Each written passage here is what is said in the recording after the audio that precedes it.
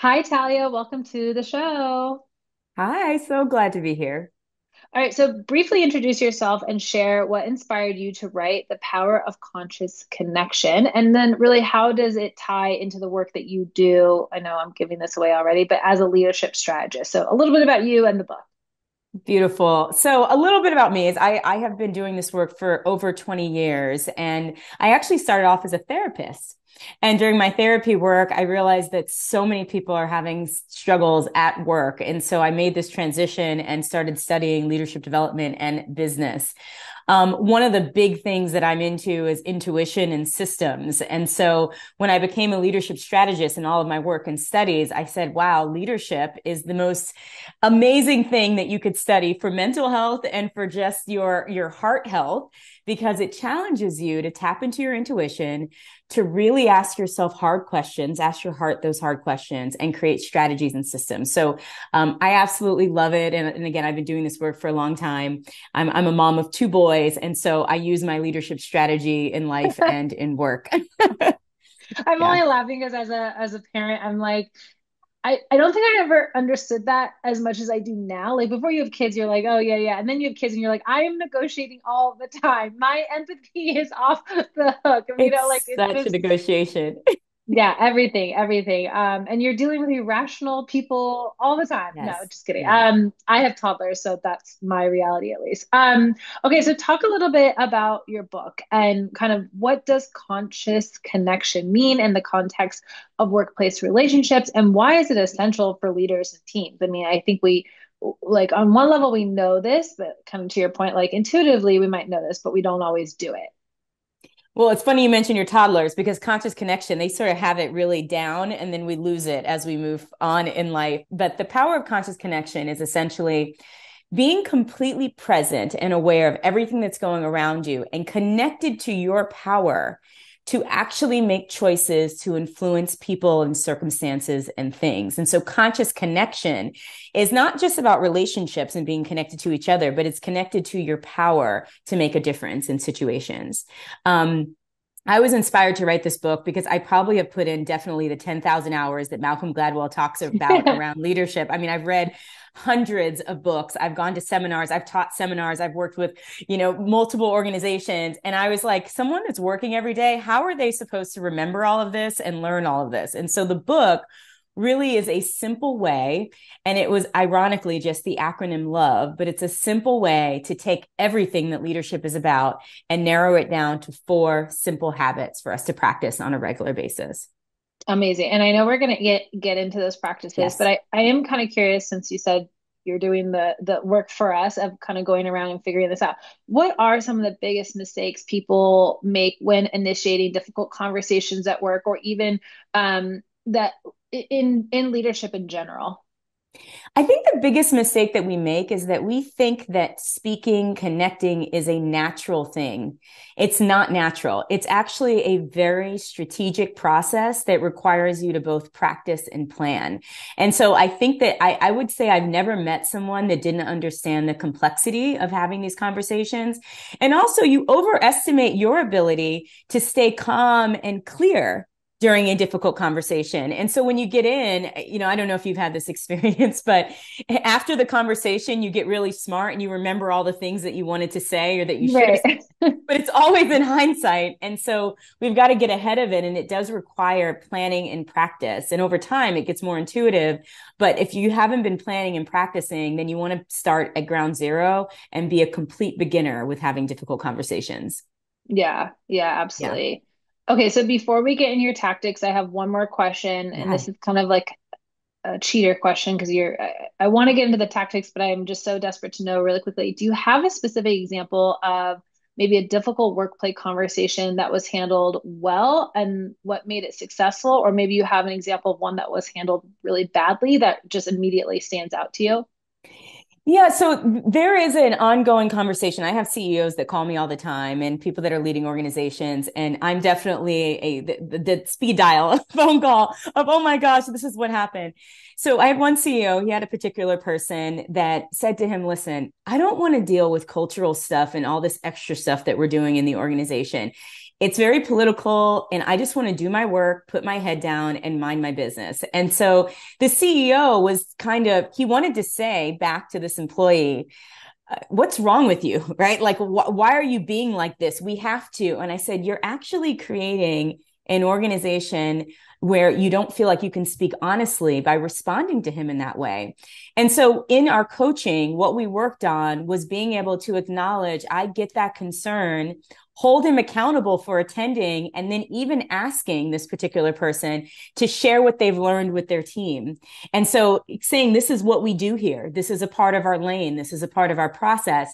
And I think so many people and leaders, they kind of jump in with their emotions and their feelings when the conversation has to be rooted in what's our shared goal here. And then let's take it even deeper. How about holding each other accountable for what we're going to do with this information to accomplish this shared goal? It's almost like having the consciousness of knowing, like, I'm going into this as an emotional conversation, and maybe I need to go into this as like a logical problem solving conversation. Like, how are we on the same team conversation, right? Yes. And realizing that how you respond in that moment is actually what is creating the culture in your organization. So just another quick example, if you say, we all just need to comply, you actually said this is about compliance. It's not about real stuff, right? So you have to kind of choose your words very carefully because you want to give this experience of this is important to all of us, right? So it's very, very critical to choose those words and to craft your language. Okay, so I want to go back to the habits. You said the acronym is LOVE, so that should make it easy. So, what is kind of the acronym that we're talking about, and why is it important to keep it top of mind when we're approaching difficult conversations? Yeah, it's so funny. My son, when he was looking at me working and I had these 4 habits there, and he goes, "Look, mom, that spells love." And I was like, "Oh my God." I really didn't even want to go with it because it feels very fluffy, but I had to because what are the chances? But the habits are divided into 2 different buckets. The first bucket is the internal work that we do, and that's your ability to listen. So listening not only to other people, but listening to your thoughts and your intuition and your heart around what's best. The second internal process is observation. So when you're observing, you're not just looking around, but you're becoming Sherlock Holmes. You're making connections to what you're observing. So that's the internal work. The next 2 habits are values and engage. So values are the question, how does what I'm doing right now align with what's important to me or align with what's important with my organization? So this is this way of living where you're very intentional and very purposeful. And then engagement, we're going to talk a lot about this, I think, on our conversation today, is about communication strategies. So that's what we just shared, is that what skills can I develop that support me in engaging in such a way that really help me connect with people so that we can move the needle forward in whatever goals that we have. So Yeah, it's and listen. Yeah. oh, I was just going to say that last piece is the part where you're actually talking out loud to the person, right? Yes. So that becomes Yes. the area for conflict a lot too. Like, you said the wrong thing, you approached them in the wrong way, you brought a ton of emotion to the conversation, right? Things like that. Yes, yes. And the thing is, well, the question that you asked earlier, what's the biggest mistake? The biggest mistake is we haven't listened and observed connections. We are not clear about what the values are. We just go straight to engaging with no real check-in around what we want the conversation and the connection to be about.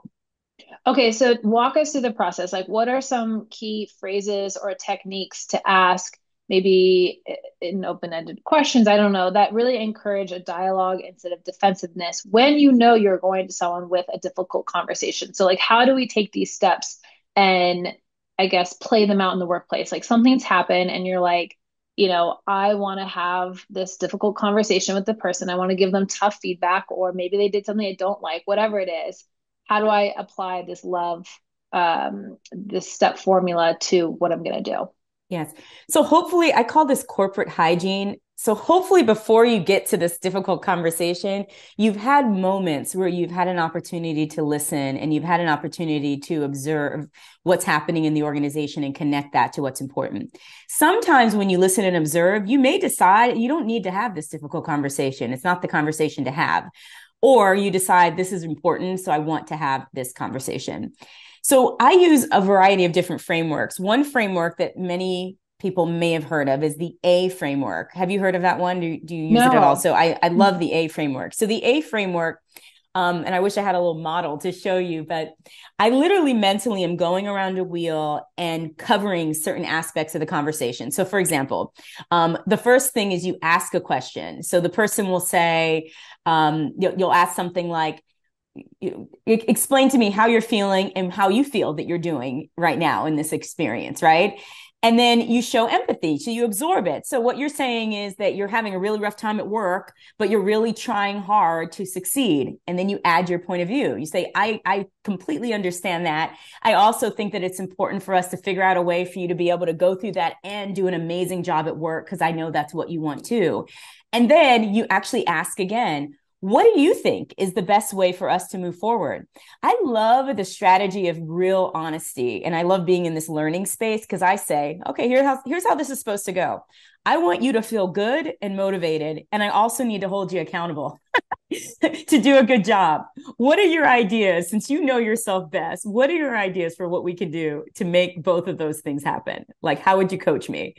And people come up with their own strategy. And so when you have to call them back, let's say something doesn't happen, say, hey, your idea didn't seem to be working. Do we need to try something else? Tell me what's going on, right? And so there's this collaborative conversation that we can have that's very honest and open, even about the strategies that we're using. Yeah, I really like that, because I also feel like it doesn't feel like you're in attack mode. It feels like you're in coming from a curious place of asking questions, but to your point, keeping someone accountable as well, which I think is always, I think we've entered this area where people are like, oh, you can't say negative anything to anybody or give them feedback on anything because they take it personally. And like, I often will hear from managers where they're like, I just feel like I'm between a rock and a hard place. And your framework here, I think, is getting people to understand like if your mindset is that, then probably it will be. But if your mindset is a place of curiosity, then you have a place to go from there, right? Absolutely. And not putting all the pressure on you as the leader or the person having the To solve conversation to it. figure it out. Right. Yeah. You can really just ask them to create their own strategy for improvement. Right. Do you often find in your work that sometimes, I mean, to your point, like people know the answer, like they're not looking for advice or how to solve it or what to do. They want their manager to listen, or they want the person to listen, or like, I mean, obviously listening was the first word of your habit. So do you find that most of it starts with that? Well, some of it is listening, but it's very interesting. I would say 99% of people that I help that use these strategies well, they are wildly successful. And I'll tell you why. When you go into a conversation and you're kind of berating someone and giving them a lot of negative feedback and you're kind of all over the place, it allows their brains, this is psychology, to go into defensive mode and to make up a bunch of excuses. But if you say less and say, this is what I'm seeing very specifically, what do you see and what do you want to do about it? People actually don't want to have those kinds of conversations again. They don't mind the conflict conversations, but that accountable, like I have to do something and come up with a plan and we're moving forward. I find that some of those conversations, I do not see people back in my office to have that conversation a second time because they're like, they can't come in with this excuses. We have no space for that. It's like we get right to the heart of the matter, and it's actually wildly successful. So I think people want to be heard, but also at the same time, like they want to have a stake in the game, even if sometimes they seem resistant to it. Yeah, Yeah. absolutely. What about we all have this person at work who's a little bit resistant to feedback or reluctant to share their thoughts, so in this example, like, tell me how you think you could fix her, what you're looking like, they just like don't want to do that. How do you navigate conversations with those type of people at work? Yeah, so I love, once again, I love this honesty thing. You'll get addicted to it when you start it, by the way. So like when in doubt, be real and say, okay. The reason I'm asking you these questions is because as professionals, it's so important for us to take responsibility for our own plan. I find that you're not necessarily, I feel like I'm not getting enough from you. Can you tell me what I need to do to get more from you, or how would you like to proceed? Like it's very interesting because people I'm considered a love bug. People on my team are like, yeah, right. But I consider myself to be very kind and very loving, and there is nothing more important to me than people. At the same time, I have a reputation for being kind of tough, but the toughness is I'm going to treat you with the utmost respect as a professional that's in the game. And so I know we have introverts. I know we have people that are shy. I know we have personalities. And I have worked with thousands of people. And there is a particular space where you say, I understand that this is uncomfortable, but this is the time where we have to push through that and have a real conversation about your plan. And so in order for me to support you, and you can even say to them, could you come up with, if you need to think about it, could you come up with 4 action steps over the next month to be able to do this? Yeah. And so, but you don't let them off the hook, and you don't let the awkwardness of silence take you off your game. You stay the course and you continue to interact with the person like a real professional that's showing up and getting, paid to contribute. And so, there's a lot of back and forth with introversion and comfort. And so people on my team and people that work in my training organizations, you do have to speak and you do have to contribute. It's just a part of your integrity of showing up to work. And I use those words. Yeah, and I feel like you've given us two frameworks, one where you were asking the question, and this one where you're giving someone the opportunity to take some time to think of ideas and write them down if that's your, some Yes. people that's how they communicate better than being put on the spot. Or obviously maybe they didn't know you were going to give them tough feedback and they're like, well, give me some time to think of it and then we can talk through the ideas. Are there Yes. other frameworks that you really like that help people really prepare for these kind of like high stakes conversations? Yes. So another framework, and I call this the life-changing outline, but it's something that's very familiar, probably from English 101 in college. Um, I find that often people have too many points and they want to share too much with someone in a Yep. conversation. And so the way that I prepare for a high stakes conversation, I do a couple of things. One is I sit back and I say, okay, what is the purpose of the conversation? And what are 2 or 3 things max that I can say to achieve that purpose? That's a very important question. And then what will be my next steps? So when I'm preparing, I'm really thinking about those pieces. Another framework within that, or preparation within that, is this ability to fully understand the other side.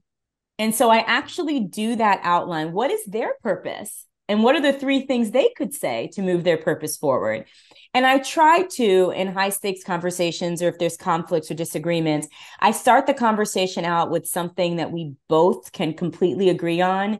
And I like the very first sentence is all about all the things that I agree with. And then we shift to, here are some additional things that I think we can do to expand this conversation.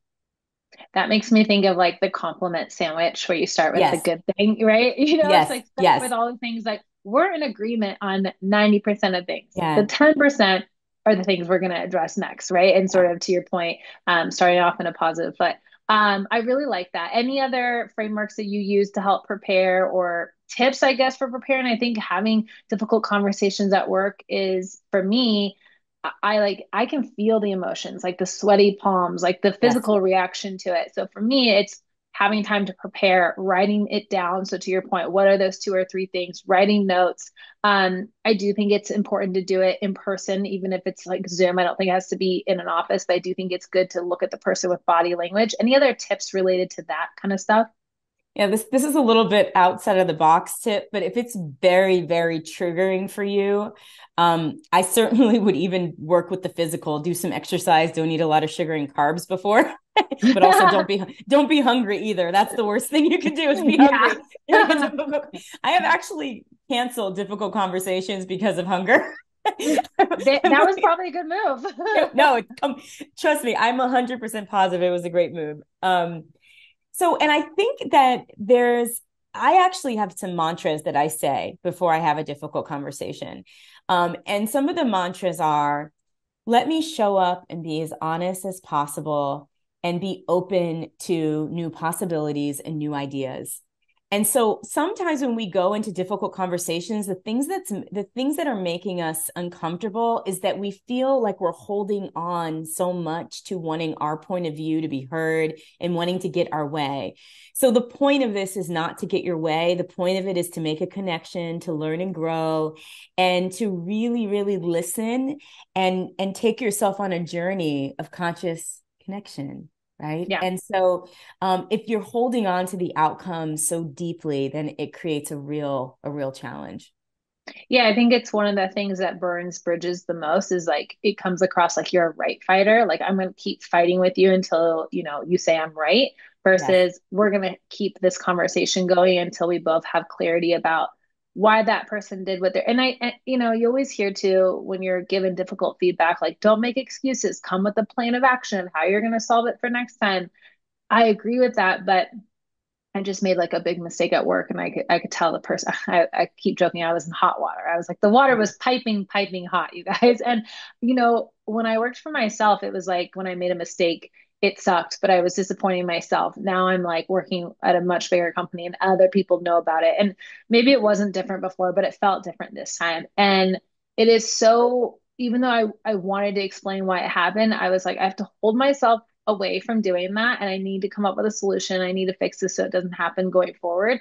And I feel like there's a combination of difficult conversations and mistakes at work and sort of all those things coming together where you sometimes what you how you feel but you're like I don't want to react on the emotion. I want to do the right thing. And so I like all the tips you're saying because as someone who just recently went through this, I feel all this. And it's like Yeah. I observed and I was like, this isn't worth having a bigger conversation. I just need to move on from this and do it differently moving forward. But I think that's the part that happens with the burning bridges where all of a sudden now your relationship is forever changed with someone at work because you jumped in and you didn't observe or you didn't do anyway. I'm kind of rambling now, but the point I'm trying to make is like I think there's something that goes hand in hand about a mistake at work and a difficult conversation. Something was the catalyst to that conversation and you probably know it already or you feel it or you're not like it's not the first time it's coming out, right? And so the burning bridges I think happens when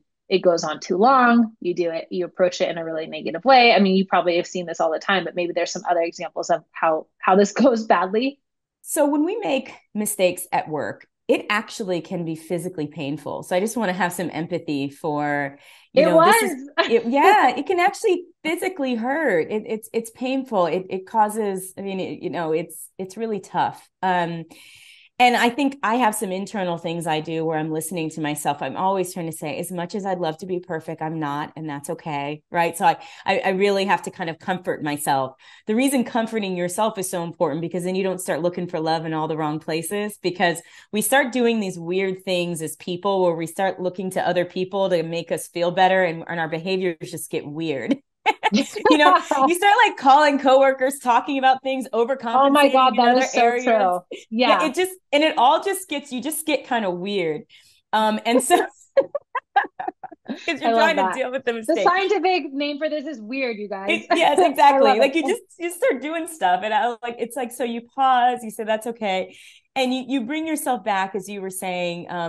One thing about tools and strategies that are great is it's actually emotional intelligence tool. Because when we get triggered like that, our frontal cortex, responsible for strategy and goals and values, goes offline and we get the amygdala attack, right? And so, even something like a mistake, even though you may not be angry, your brain can really shut down. So, you can't have access to your best and clear thinking. Sometimes it's so bad, you just have to give yourself a little bit of space. And so, I actually say, okay, you've got 2 or 3 hours, you know, eat a healthy brownie, and then you're going to snap out of it and get back back on the Right. horse. Um, and then went from there, it's like having conversations, and you can even have humble and honest conversations. It's really important for me to do a great job, and this mistake is bothering me, and I want to fix it as quickly as possible. And I want to share with you a couple of things of what I've put in place to try to avoid some of these things in the future. Right. So just really showing your humanity. Yeah, I love those tips. And I feel like, again, it kind of goes hand in hand with the difficult conversations, whether you're the person who's made the mistake or you're approaching the person who's made the mistake. Okay, last question I want to ask you is for listeners who want to start implementing conscious connection in their work, relationships, what is one small but impactful action that they can take today? So, as it relates to difficult conversations, there is I'm going to give you kind of a little bit of a game, a couple of games here. Um, there's a difference between facts and feelings. And so, next time you're wanting to have a difficult conversation, be sure that you're very clear on what the facts are. So, those are tangible things that no one disagrees with, and then what you feel. And so when you engage in a conversation, separate those two conversations, right? So you might want to have a conversation about the facts first, and then you have a separate conversation about how the whole thing feels for you. The feelings are the thing that make conversations difficult. So the facts and feelings conversation is one thing. I know you asked for one, but I'm going to give you one more. The other thing is you can play something called value bingo or go on a listening diet where you literally are going to listen to colleagues and people talking to you, and you're going to listen for words that indicate what's important to them. And you're just going to take a little note of words that people use or anything that they choose to talk about a lot. And so your goal is to be able to accurately guess or accurately predict what's important to the people that you interact with. So you can call it values bingo, or I call it a listening diet sometimes, where you're listening and you're listening very specifically for values. And the goal of that, I'm writing this down because I love it, but the goal of values bingo is that knowing their values helps you what communicate better with them or kind of understand like she really values loyalty, so or I don't know what Yes. fill in the So blank for me. So the first thing is the consciousness being present. Most of us are so distracted that we miss so much. So honestly, like just by playing that game, it's going to bring you into the present. And your brain is not going to be self-centered, thinking about yourself and all the things that you're trying to do for yourself. You're going to be focused on the other person. So that alone is going to get you far. What you do with the information is that you take note of it. So when you communicate and engage, you're actually going to integrate these words into the conversations that you have with people. And so you're going to kind of, this is how you build rapport, as you mimic a little bit the way that people speak and what they talk about. And you're going to watch how when you do that, the connections that you make with people will be a lot stronger. I really like this. I was also just thinking like with AI tools today, you could probably take, a month of like email exchanges or Slack messages or whatever and be like, AI, what are the words they say the most, or something like there's probably ways to even make this faster for your information gathering. But I love that. That is really fun. I'd never heard that before. And I think to your point, people gravitate toward people who have similar values to them, and not saying you have to change your values, but knowing what their values are allows you to maybe edit how you're communicating a little bit. And people always kind of give me a little grief for when I say stuff like that. And it's like, but if it helps you get closer to the outcome you're trying to get to, sometimes that communication edit is totally worth it. It's not changing who you are for it. Yeah, well, and this is very technical on a very surface level. Use words that people like to use and they feel heard. Use Yeah, words that people like to use, and it's one of those things where it resonates with them. And so even if it's not even, they're just words, right, that you're using, but it's an indication of how they're communicating and what's important. So you're not changing anything. You're just using it as a connection tool. absolutely. Yeah. Talia, I've loved this conversation. It's been so fun. Tell people where they can learn more about you, buy your book, Yes. remind them the name. I'm going to put all of this in the show notes as well, but I think it's nice for you to say it as well. Beautiful.